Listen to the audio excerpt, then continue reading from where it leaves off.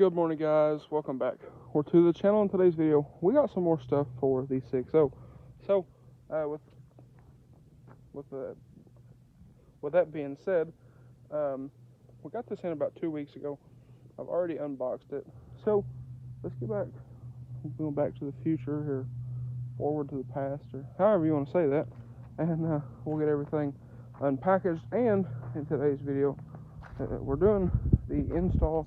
We're actually doing two different videos today, and come in here and look. I found my GoPro.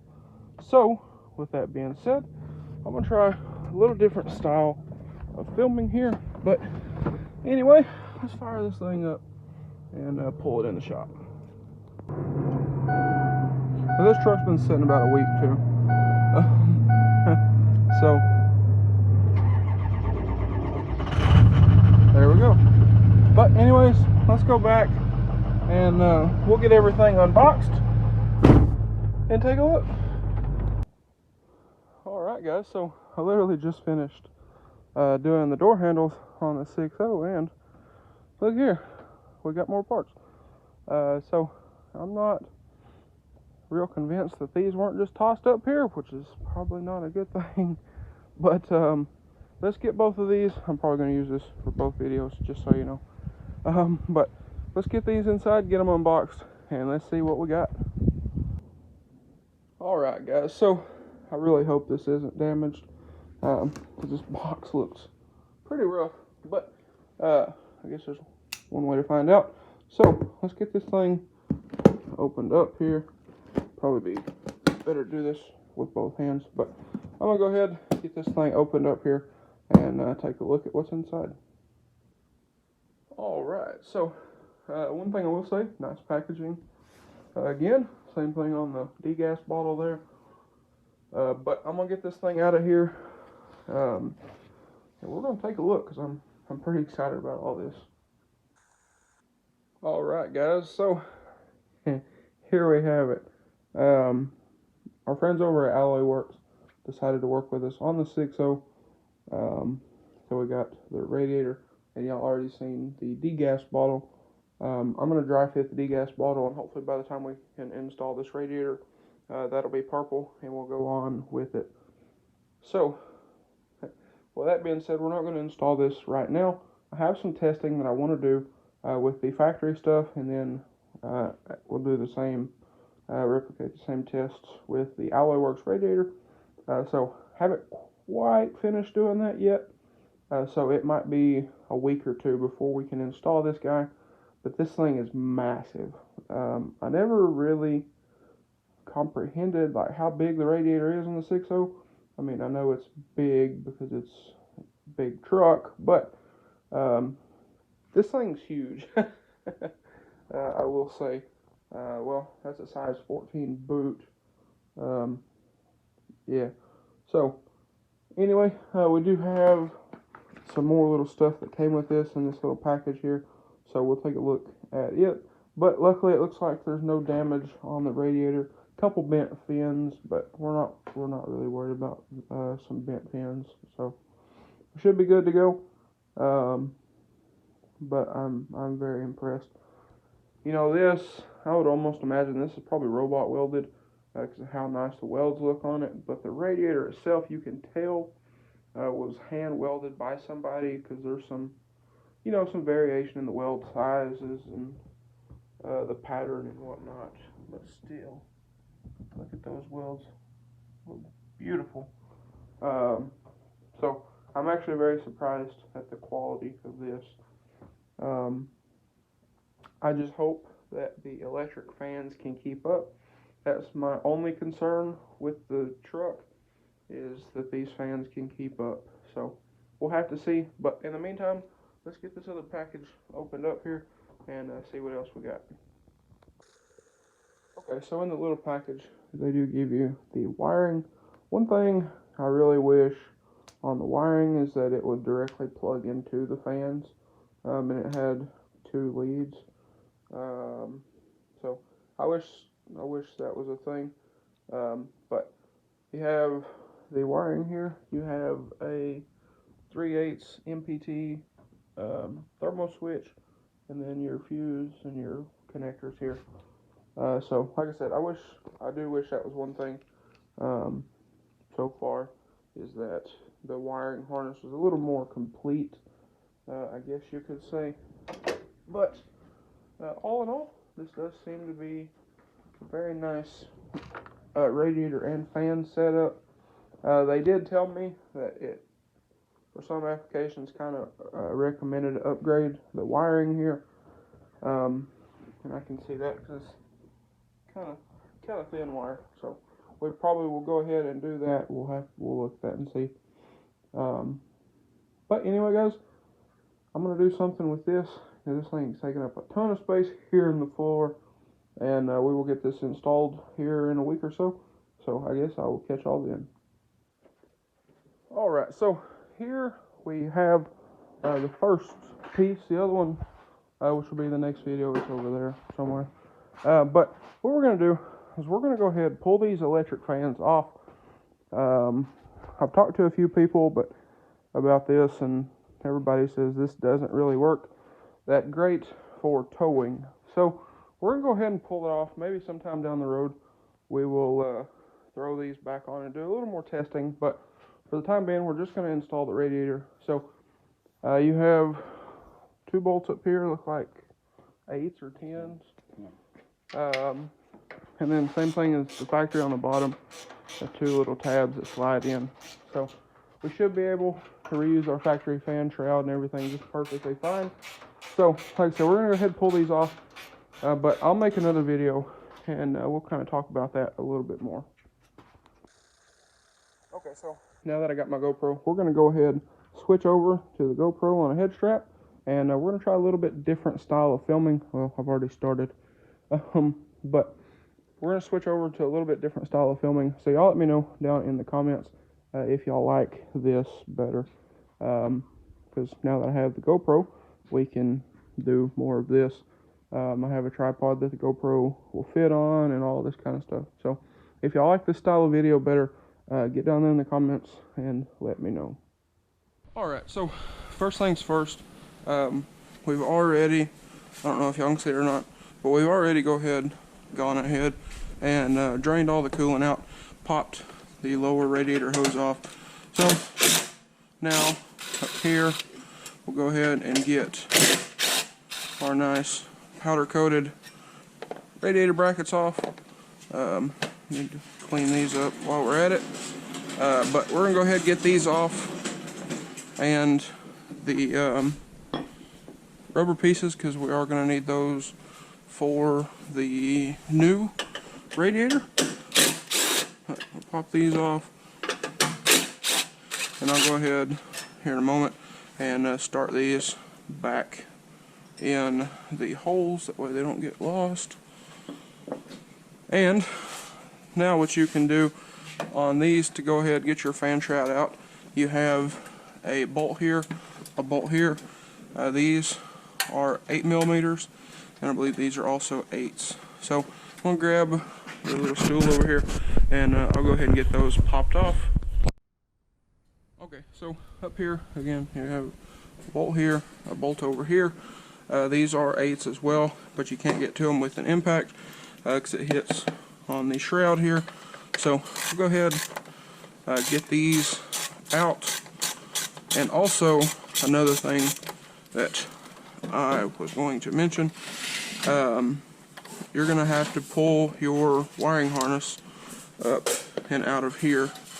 What we're going to do to get this off, I think I can get it around my coolant filter kit, but what we're going to do is we're going to get the wiring harness out of here, pull the radiator back, and we should be able to slide this fan shroud right on out of here. So I'm going to go ahead, get this other bolt out, and we'll go ahead and pull this fan shroud. Alright, so with those 2 shroud bolts out, go ahead, disconnect your overflow bottle hose there and your upper radiator hose. This was a 9/32, right? Yeah. So go ahead, disconnect that, pop your upper hose off, and I think we're going to go ahead and take this one nut out. there's a nut on here that holds the coolant filter on. Should be pretty easy to get to. Pop that off and get this out of the way. Now, on this,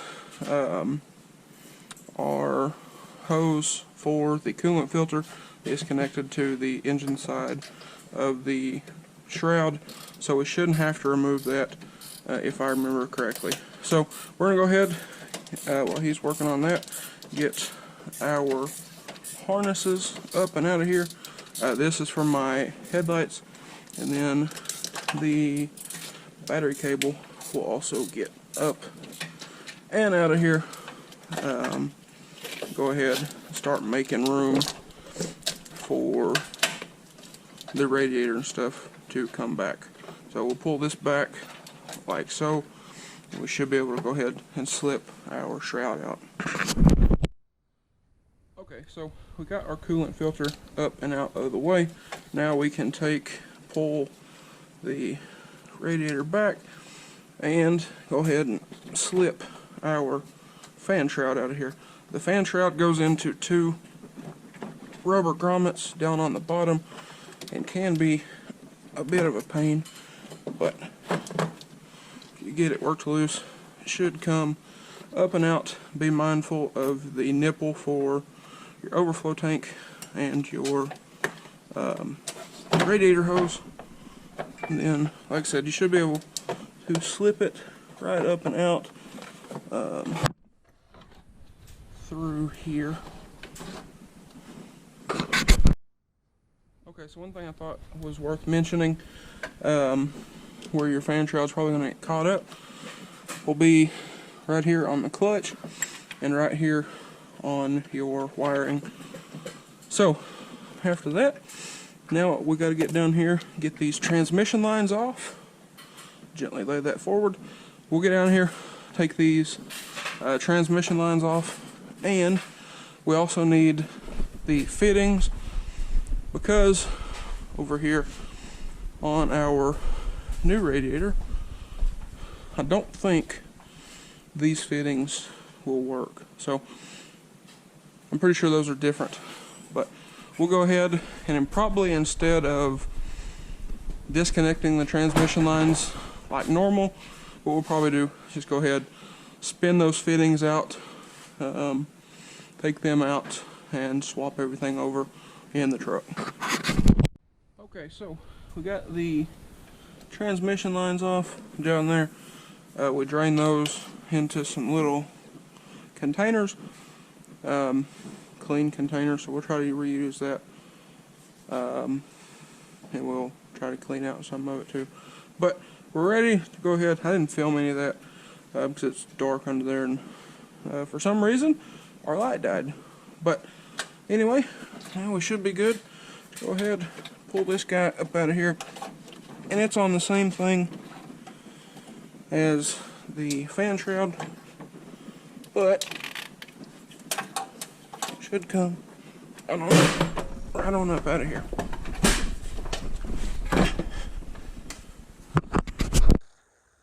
Okay, so now we got our old radiator out. Let me step back here so we can get it all in the frame. There we go. That's probably going to be the thumbnail. But we got our old radiator out. If you heard that, that was this thing sliding out from under me. But we got everything out just fine. So on our new radiator here, again, we're going to swap over those fittings. You have your little threaded pieces here instead of a J-clip. And everything seems to be the same. Other than, this is aluminum and looks much nicer. Thickness wise, you can see the factory radiator and the new radiator. This one might be just a little bit thinner, or look a little thinner, because it doesn't have this flat piece on the side. But anyway, we're gonna go ahead, throw this one in here, and see how everything fits. Alright, so now we got our fan shroud going in, and what I can remember from pulling this fan shroud out for other things, between the engine harness and the oil cooler. We good? Yep. Okay.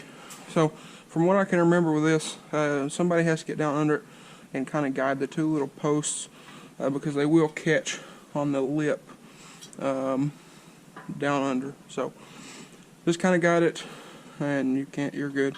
You can do it with one person as well, but obviously 2 people makes it a little bit easier. So now we're good to go ahead and run everything here, back and down, and we will go ahead and start putting everything back together up here while he's working on the transmission lines and everything. So first things first, what we'll probably do is go ahead and put our brackets on it. That way it's supported and it ain't just flopping around. One thing I will say, the radiators seem to be just a little bit narrow going into the mounts, but it did go in just fine. So I'll hop down off here. We will grab our radiator brackets. Go ahead and get these installed and everything. Now, one thing I will say as well is I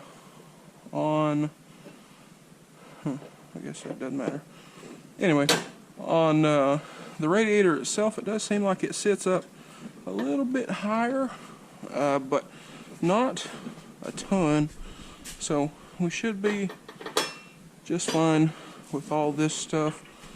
But I'm going to go ahead, like I said, these are 8 millimeters for this, 8 millimeter for these on the shroud, and I will let y'all know how everything lines up here in just a moment, because I will say everything just kind of fell together, to be completely honest. Well, the bolt seems to be a little bit short. I'll hop up here. And one thing as well is on this shroud, it might not locate because there's nothing for the center pin to locate on. So I'll get up here in just a second, but I want to get these all taken care of. Again, just so the radiator is supported when we're leaning over it and everything. But we'll get those tightened up, then we'll get up here and start hooking everything back up. Okay, so this side, the passenger side of the fan shroud, the hole in the fan shroud is higher than the little welded on standoff on the radiator, so we might have to open this hole up just a little bit, but the factory bolt does work. I got it in over here. It's not tight because we're going to have to do some moving around for this side, but I got my hoses here all back down, so I'll go ahead and start installing them, get those on. I got my hose clamp back on here, and then this has got these little compression clamp things, whatever you're supposed to call them, but get that on there. I'll have to get a wrench for our hose clamp. Another nice thing about these aluminum radiators is that you don't have to worry about breaking the nipple off here. I know that is a problem on these trucks, enough so that somebody makes a kit to fix it. So I'll set that there, grab a socket for that, and I need to get the coolant filter bolted back on here. Alright, so there we have it.